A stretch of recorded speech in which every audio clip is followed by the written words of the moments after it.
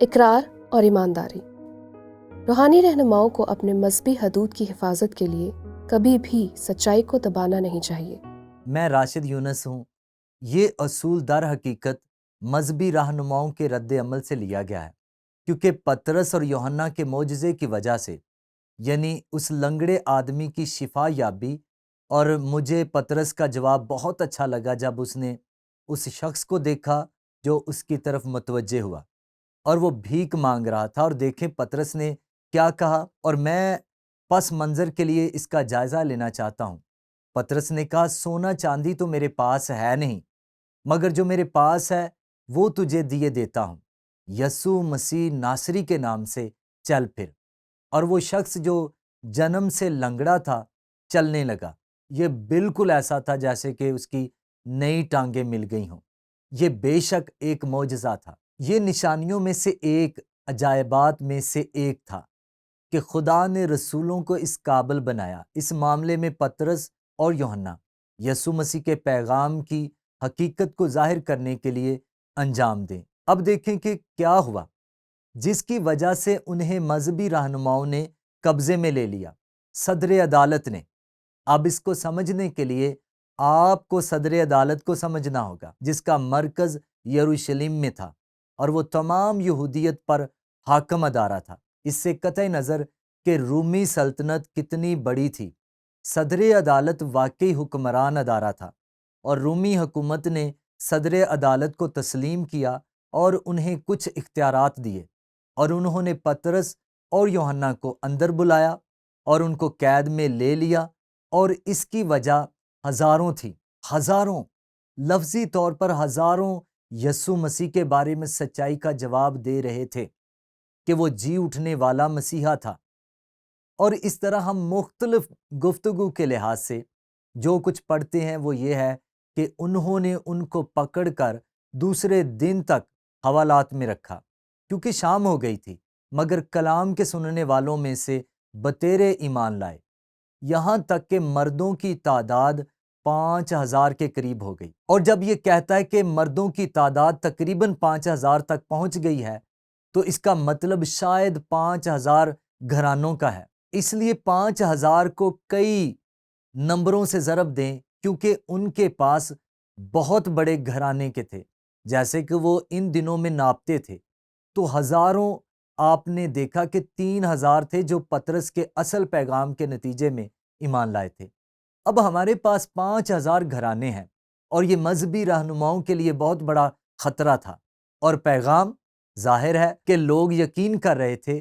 اس حقیقت کے حوالے سے پیغام تھا کہ یسوع مسیح ہی مسیحا تھا، جی اٹھنے والا مسیح، اور اس طرح پطرس اس پیغام کا اعلان کر رہا ہے۔ اب دیکھیں اس گفتگو کے حوالے کے نتیجے میں کیا ہوا جو انہوں نے کی تھی۔ یہ وہ گفتگو ہے جو صدر عدالت کی پطرس اور یوحنا کے ساتھ ہوئی۔ ہم 4 باب کی 13ویں آیت میں یہ پڑھتے ہیں، جب انہوں نے پطرس اور یوحنا کی دلیری دیکھی اور معلوم کیا کہ یہ ان پڑھ اور ناواقف آدمی ہیں۔ اب اس کا یہ مطلب ہے کہ وہ ربی نہیں تھے، وہ پرانے عہد نامے میں مہارت نہیں رکھتے تھے، جیسے کہ مثال کے طور پر پولس رسول ان دنوں تبدیل نہیں ہوئے تھے۔ یہ سادہ ماہی گیر تھے، گلیلی مرد جو گلیلی انداز میں بات کر رہے تھے، اور انہوں نے یہ محسوس کر لیا تھا، اور انہوں نے انہیں دیکھا اور کہا، زبردست، یہ لوگ تو ان پڑھ اور غیر تربیت یافتہ ہیں۔ کیا ہوا؟ ہم پڑھتے ہیں، تو تعجب کیا۔ یہ یہودی رہنما تھے تو تعجب کیا، پھر انہیں پہچانا کہ یہ یسوع کے ساتھ رہے ہیں۔ جب یہ کہا گیا کہ یسوع کے ساتھ رہے ہیں، تو انہوں نے یہ محسوس کیا کہ یہ وہی معجزات کر رہے ہیں جو یسوع نے اس شخص کو شفا دینے میں کیے تھے۔ اور ہم پڑھتے ہیں، اس آدمی کو جو اچھا ہوا تھا ان کے ساتھ کھڑے دیکھ کر کچھ خلاف نہ کہہ سکے، وہ اس بات کو جھٹلا نہ سکے کہ یہ ایک حقیقت ہے، مگر انہیں صدر عدالت سے باہر جانے کا حکم دے کر یہ 70 مذہبی رہنما ہیں آپس میں مشورہ کرنے لگے کہ ہم ان آدمیوں کے ساتھ کیا کریں، کیونکہ یروشلم کے سب رہنے والوں پر روشن ہے کہ ان سے ایک صریحی معجزہ ظاہر ہوا، اور ہم اس کا انکار نہیں کر سکتے۔ دوسرے الفاظ میں وہ یہ کہہ رہے ہیں، یہ ایک سچائی ہے۔ اس شخص نے شفا پائی، شاید وہ وہاں مشہور تھا کیونکہ وہ سالوں سے ہیکل کے دروازے پر مانگ رہا تھا، لیکن اس لیے کہ یہ لوگوں میں زیادہ مشہور نہ ہو، ہم انہیں دھمکائیں کہ پھر یہ نام لے کر کسی سے بات نہ کریں۔ دوسرے الفاظ میں سچائی کو دبا دیتے ہیں، اس سچائی کو دبا دیتے ہیں یہ جاننے کے باوجود کہ یہ سچ ہے۔ پس انہیں بلا کر تاکید کی کہ یسوع کا نام لے کر ہرگز بات نہ کرنا اور نہ تعلیم دینا۔ اور پطرس اور یوحنا کا یہ جواب تھا، یہ خوبصورت ہے اور یہ بہت بہادری کا مظاہرہ کرتا ہے۔ مگر پطرس اور یوحنا نے جواب میں ان سے کہا، تم ہی انصاف کرو، کیا خدا کے نزدیک یہ واجب ہے کہ ہم خدا کی بات سے تمہاری بات زیادہ سنیں؟ تم فیصلہ کرو، لیکن یہ ہمارا فیصلہ ہے، کیونکہ ممکن نہیں کہ جو ہم نے دیکھا اور سنا ہے وہ نہ کہیں۔ اب یہ دلچسپ بات ہے کہ یسوع کی موت جی اٹھنے کے بعد مذہبی پیشوا وہی کام کرتے رہے جو انہوں نے یسوع کے زمینی زندگی کے وقت کیا تھا، کیونکہ جب یسوع نے اس جنم کے اندھے کو شفا دی جو یوحنا 9 باب میں ہے، اس بات سے انکار نہیں کر سکتے تھے کہ یہ ایک حقیقت تھی، لیکن انہوں نے سچ کو دبا دیا اور یہ جاری ہے۔ اب اعمال کی کتاب میں آتے ہیں روح القدس کے آنے اور کلیسیا کی پیدائش کے بعد، اور یہ افسوسناک ہے کیونکہ بدقسمتی سے عام طور پر کہیں ہم آج خاص طور پر سیاست کی دنیا میں ایسا بہت زیادہ ہوتا ہوا دیکھتے ہیں۔ اگر آپ سیاست کو دیکھیں تو اس کھیل کا نام جھوٹ ہو سکتا ہے، سچ کو دبانا۔ آپ جانتے ہیں لوگوں کو جھوٹ بولیں اور کسی نہ کسی طرح سیاسی مقاصد کے حصول کے لیے سیاست کی دنیا کے لحاظ سے یہ جائز ہے، لیکن افسوسناک بات یہ ہے کہ یہ نامی مذہبی رہنماؤں کے درمیان مذہبی دنیا میں بھی پھیل گیا ہے، اور یہ ہمیں غور و فکر اور جواب کے لیے اس سوال کی طرف لے جاتا ہے۔ آپ نے ذاتی طور پر نامی مذہبی رہنماؤں کو کن طریقوں سے سچ کو دباتے ہوئے دیکھا ہے؟ اب میں ایسے مذہبی رہنماؤں کا نام لے سکتا ہوں جنہوں نے اس کی بنیاد رکھی ہے، جسے ہم غلط تعلیمات یا ازمز کہتے ہیں۔ ویسے عام طور پر آپ ایک فرقے کی تعریف ایسے لوگوں کے گروپ کے طور پر کر سکتے ہیں جو خود کو مسیحی کہتے ہیں لیکن وہ کچھ چیزوں سے انکار کرتے ہیں۔ مثال کے طور پر عام طور پر وہ یسوع کی الوہیت کا انکار کرتے ہیں کہ وہ جسم میں خدا تھا۔ بہت عام طور پر وہ تثلیث کا انکار کریں گے، باپ، بیٹا اور روح القدس تین میں ایک خدا۔ عام طور پر وہ اس بات سے انکار کریں گے کہ حقیقت یہ ہے کہ ہم ایمان کے ذریعے صرف فضل سے بچائے گئے ہیں۔